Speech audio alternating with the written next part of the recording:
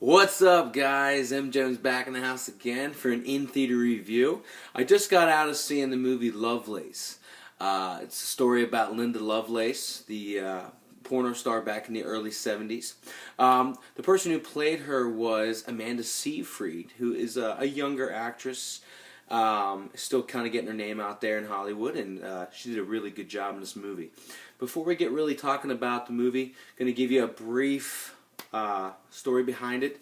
Back in the early 70s, in the world of pornography, there was a lot more of just straight to a scene. There was no reason for the scene. It would just be, the individual porn stars together, and then that's it. Well, this movie depicted about the actual movie that came out in 1972 called Deep Throat.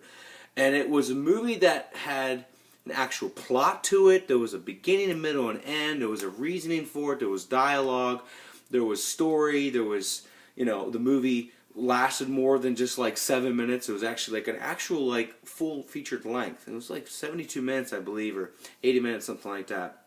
And this movie called Lovelace basically shows the story of the main character in the movie Deep Throat, who was Linda Lovelace.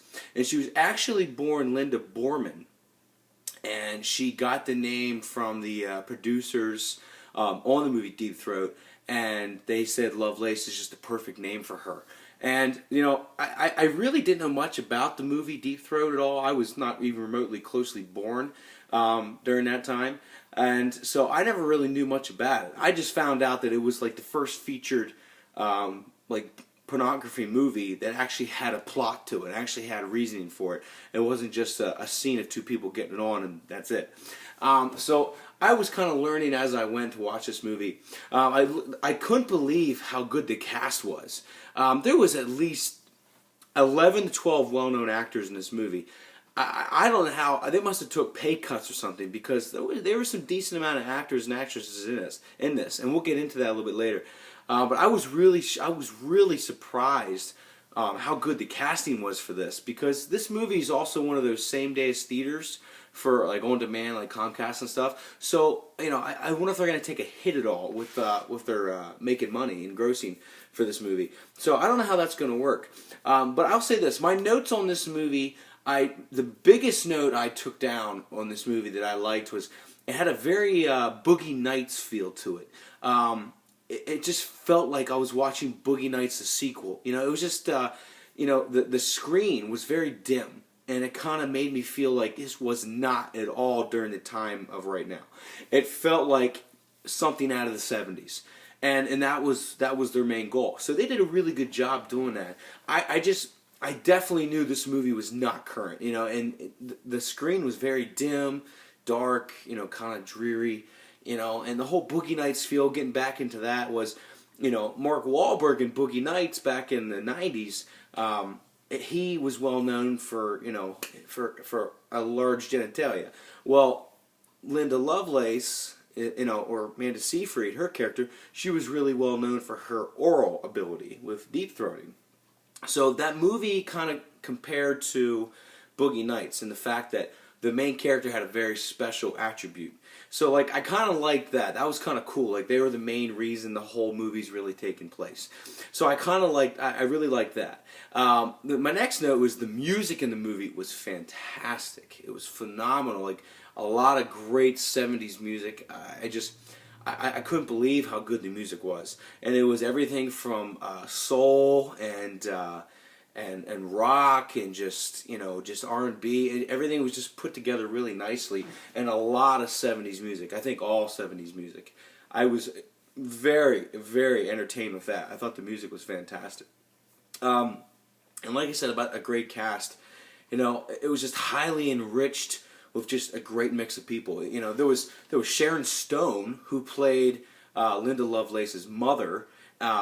Robert Patrick, who was the bad guy in Terminator 2. He's always kind of just a mean guy. Well, in this movie, he was a very sweet older guy. Peter Sarsgaard, who was he was Chuck Traynor, who was Linda Lovelace's husband during the time in the 70s. You know, Hank Azaria, who I always love. I always think he's so funny. He always plays such a douchebag in movies, but like a cool douchebag, like Along Came Polly, you know, and like The Birdcage. He's just so good.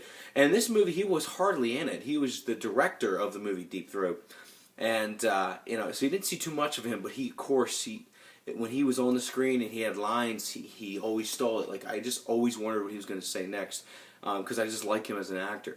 And James Franco.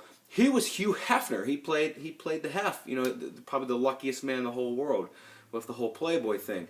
And James Franco, you know, I don't know what Hugh Hefner was like in the 70s, but the way he acted, I could definitely see, you know, Hef acting that way. So like, I'm sure he did a really good job portraying Hugh Hefner.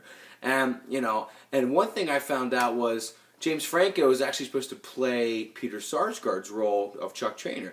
But something fell out of that because I guess they wanted Sarsgaard a little bit more because he's a little bit more dirty looking, a little bit more rough looking than James Franco is. So the casting was a lot more accurate for looks. So I think, you know, James Franco probably understood that, but he still got a decent role in Hugh Hefner. He wasn't on the screen too long. And I will say this about the actors that I liked a lot. I thought Amanda Seyfried probably did the best because she had the most screen time, so I really got to see more of her than anyone else. I haven't been a huge fan of her in movies. You know, I thought Dear John was an awful movie. But this movie here, she really did a great job. I'm definitely saying she was the best actor/actress in this movie. Really enjoyed her. I thought she was good.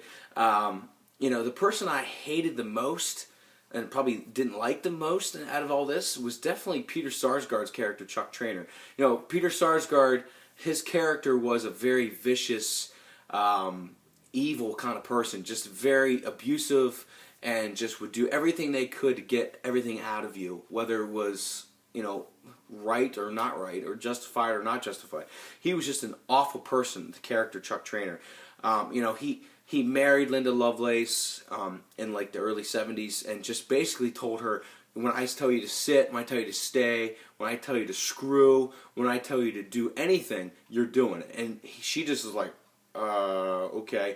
In the beginning, she thought like, well, whatever, it'll get better. And after, you know, through time, it just does not. So I really think his character is just an evil, just awful character. I just hate him in the movie. I didn't like him. Now, for acting, Peter Sarsgaard, he did a good job acting for me to hate him in this movie. But I'll say this. I'm not a huge fan of Peter Sarsgaard. Something about his voice and the pitch, how he talks, it's just very, you know, like someone is giving you a paper cutter. Or you hear like something screeching. It's like, oh.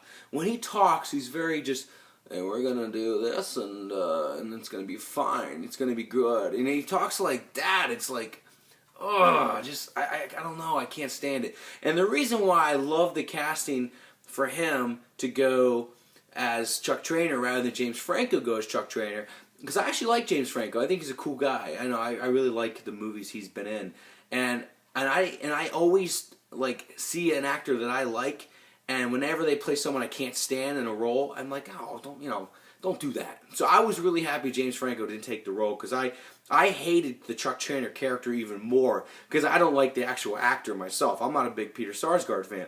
So it really made it easy for me to not like this character at all, Chuck Traynor.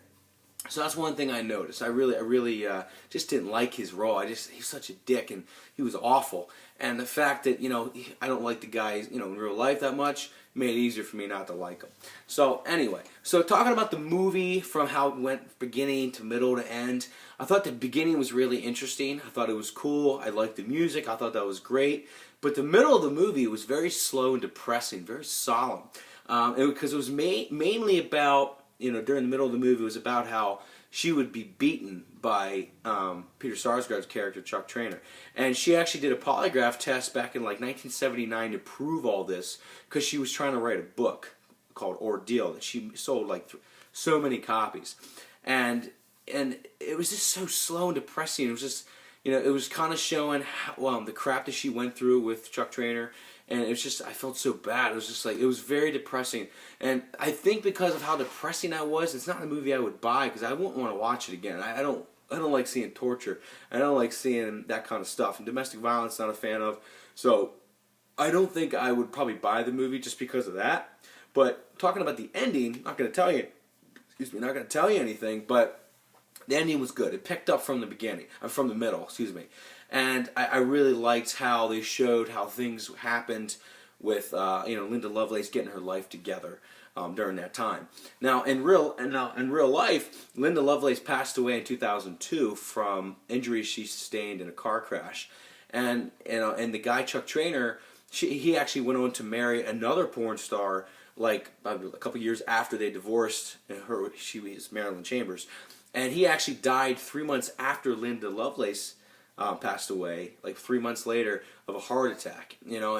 And everyone just seems to just hate that Chuck Trainer guy, and I don't think he can really defend himself now, especially because that was proven that he did do the stuff he did. And I just think that the movie was pretty good. 1 out of 5 stars. I would probably give this movie probably a 3. I know the acting was really good, but just the way the movie was, the dialogue, the stuff that's going on, the blocking, how they did the scenes, it was just a little slow, and it was just very depressing. And I just kind of got tired of just seeing just Chuck Trainer beat the shit out of Linda Lovelace. I'm like, geez, like, is this the whole movie? Like, I didn't like that. I give the movie a 3, which some people would consider not awful, because I thought Amanda Seyfried did a great job, and I was really happy to see, Sharon Stone back on the screen again. I always was a big fan of her. I always found her very attractive, especially for an older lady. So that was good. So the movie, I give a 3 out of 5. I just thought it was just a little slow and just a little depressing. But I think you should check it out. I think it's a good movie to see how we make movies now and how we can portray them to be in the 70s. It's pretty awesome. We still can, apply the clothing that they wore and make sure we have the right cars for the era and the right look and the right kind of terminology and lingo. Like, I really like that. That was good. But besides that, like I said, I'll give it a 3 out of 5. I think you should check it out. And until then, you take it easy, and bye.